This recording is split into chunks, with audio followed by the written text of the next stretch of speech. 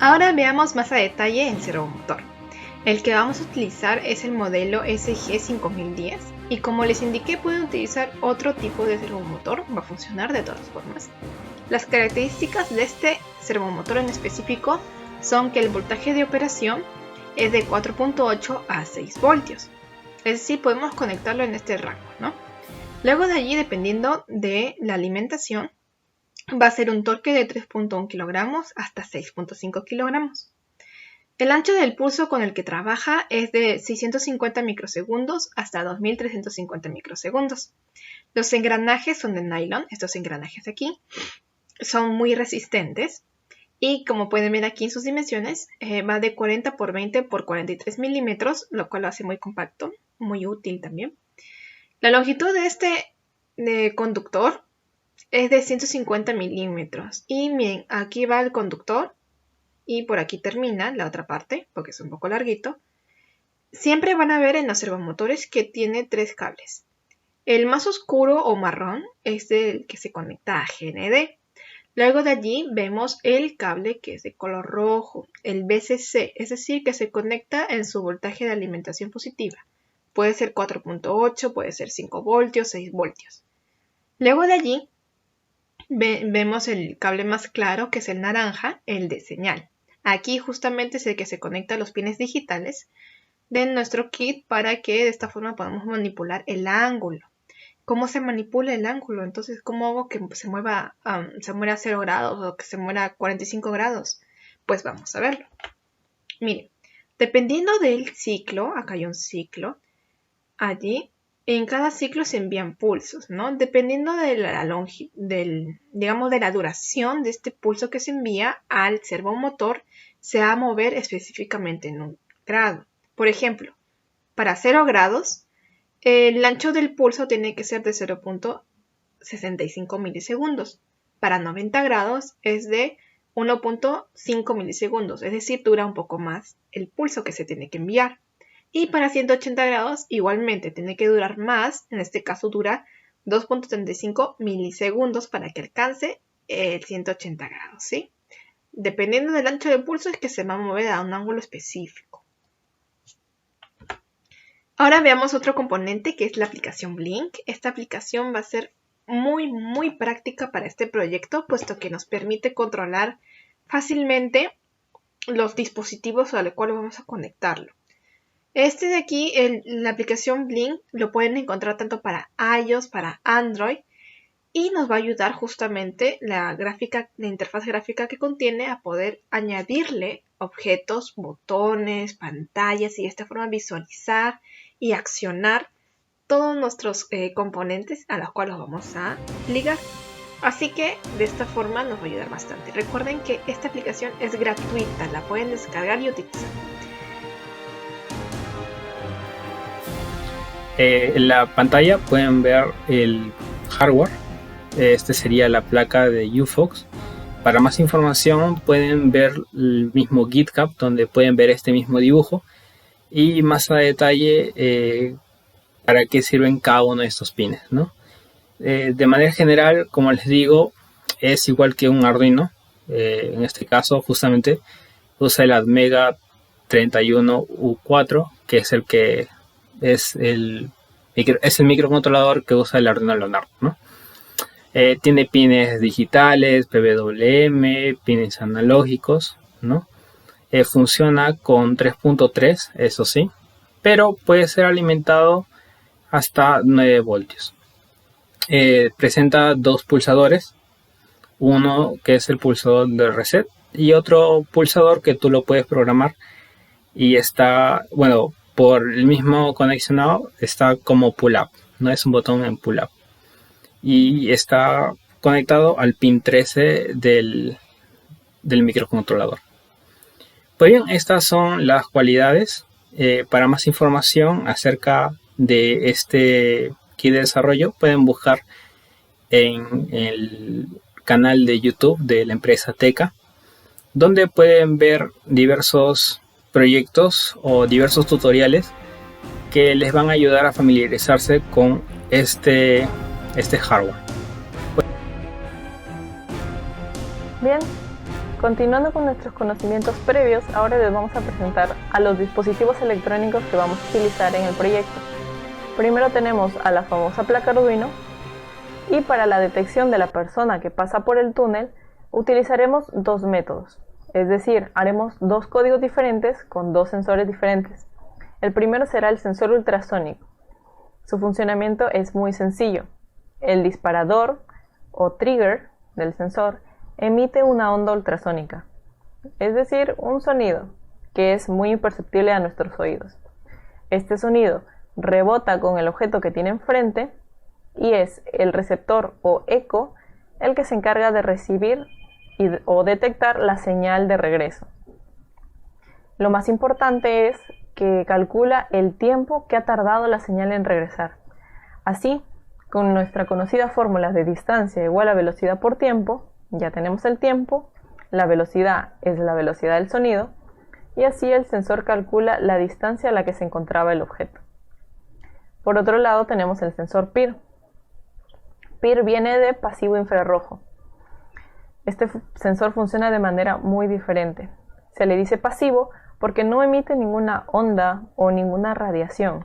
Lo que hace es medir la radiación infrarroja de los objetos que están en su campo de visión, y esto lo califica como la radiación infrarroja del ambiente, es decir, la radiación normal. Cuando una persona atraviesa ese campo de visión, nosotros, que tenemos una temperatura corporal mayor, emitimos una radiación infrarroja mayor. Lo que hace el sensor PIR es detectar este cambio abrupto en la radiación y emitir una señal de alarma. El sensor PIR normalmente tiene dos perillas. Una es la perilla de retardo, que es para retrasar cuánto tiempo la señal de detección está activa cuando ya no detecta ninguna presencia. Y la segunda es la perilla de sensibilidad. Algunos sensores tienen una tercera perilla, que es la perilla de nivel de luz ambiental, pero esta perilla normalmente suele dejarse al 100%, así que no debería haber ningún problema. Como podemos ver, un sensor ultrasónico es un sensor de distancia, mientras el sensor PIR es un sensor de presencia. Nosotros hemos adaptado ambos sensores a nuestra aplicación. Para nuestro sistema de comunicación utilizaremos una Ethernet Shield. La Ethernet Shield es la encargada de darle conexión a internet a nuestra placa Arduino. Esta está basada en un chip Wisnet 5100. Además de esto, es capaz de realizar comunicación por medio de protocolos TCP o UDP. La facilidad de esta tarjeta es que podemos conectarla directamente a nuestro router por cable y puede ser conectada a Arduino, ya que sus pines concuerdan con el del Arduino Uno y nos da facilidad de conexión. Ya hemos visto nuestro dispositivo de control, el cual es Arduino Uno, y nuestro sistema de comunicación, el cual es la Ethernet Shield. Ahora pasaremos a revisar cuál es el dispositivo que nos permite realizar el control de cargas. Para esto utilizaremos un relé. ¿Qué es un relé? Es un sistema de interrupción el cual está basado en un circuito de acoplamiento mecánico o electrónico con el fin de realizar control de cargas a través de pequeñas señales, las cuales van a ser enviadas por nuestro controlador. Como lo acabo de mencionar anteriormente, nuestro controlador no puede realizar control de cargas directamente. Para ello necesita este tipo de dispositivos. El que ustedes están viendo en pantalla es un módulo de relé. ¿Por qué módulo de relé? Porque el relé solamente es ese azulito que ustedes están viendo ahí. Cuando lo llamamos módulo es porque viene acoplado con todos los componentes para conectarlo directamente a nuestro sistema de control. Estos vienen de dos tipos. Relé electromecánico, que es el que están viendo en pantalla, el cual con un sistema magnético interno abre o cierra un contacto de forma mecánica. El relé de estado sólido es mucho más avanzado. Su conmutación es totalmente electrónica, ya que internamente tiene un SCR, que es el encargado de realizar la conmutación o el control de nuestras cargas. Para facilidad de nosotros, vamos a utilizar este tipo de dispositivo porque puede ser conseguido en cualquier lado. Antes de comenzar a realizar el armado de nuestro proyecto, debemos tener algunas precauciones. Los electrodomésticos, por ejemplo, aquí en Colombia trabajan a 110 voltios, en otros países trabajan a 220 voltios. Este voltaje es muy alto y se deben tener algunas precauciones a la hora de manejarlo o manipularlo.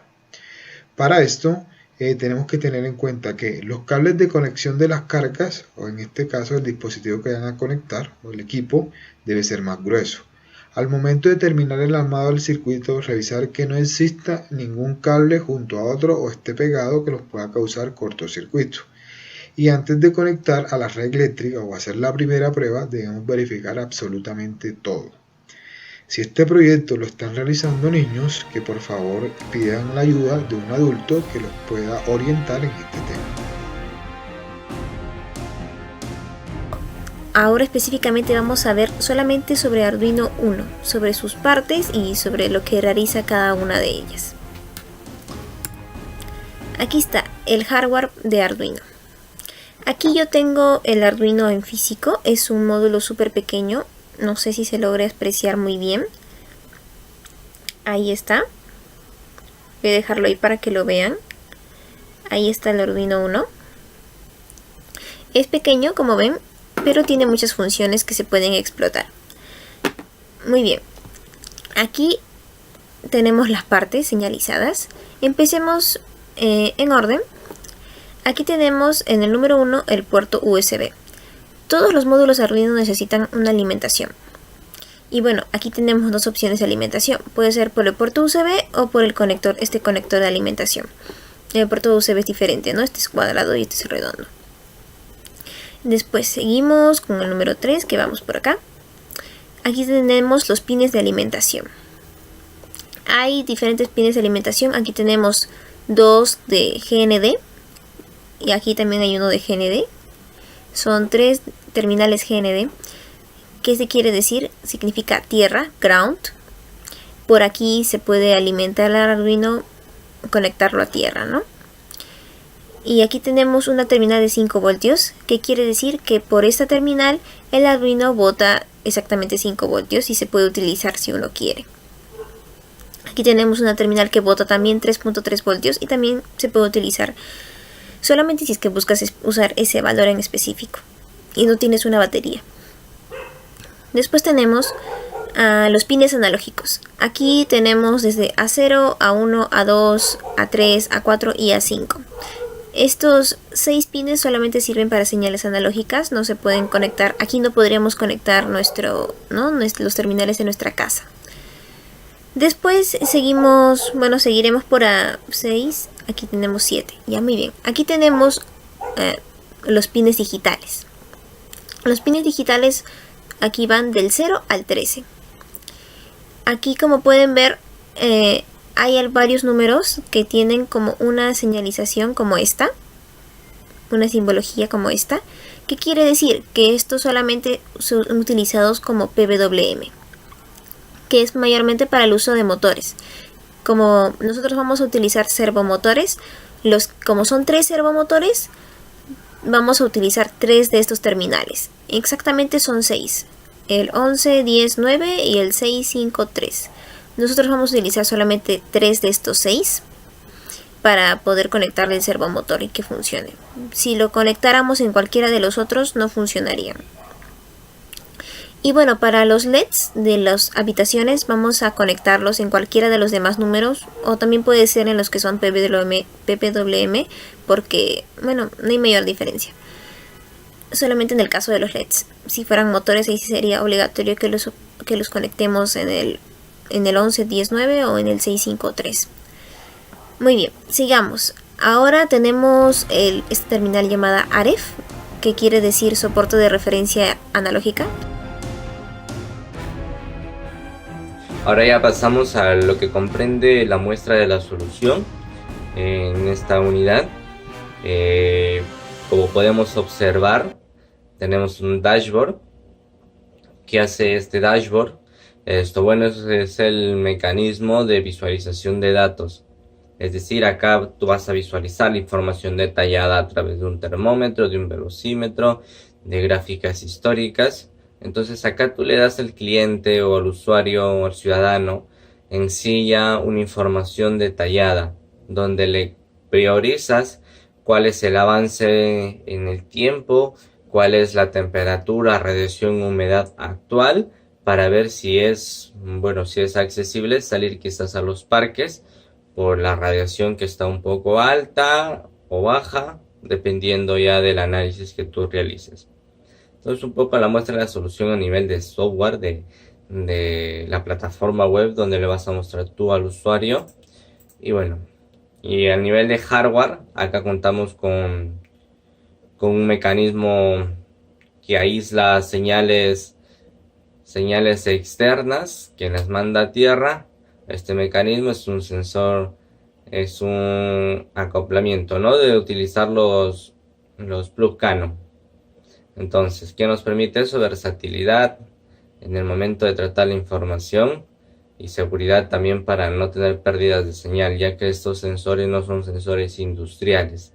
Entonces va a existir la posibilidad de pérdidas de señal ante cualquier factor externo, clima, ondas electromagnéticas, ondas magnéticas que siempre están expuestos en algunos ambientes, ¿no? Entonces, tenemos un sensor de humedad y temperatura, soldado, cableado, aislado, un sensor de radiación solar y bueno, el sensor de temperatura es el sensor también de humedad. Todo esto pasa por una recepción cableada en unas borneras y bueno, después van a dejar la señal en la node en Seúl.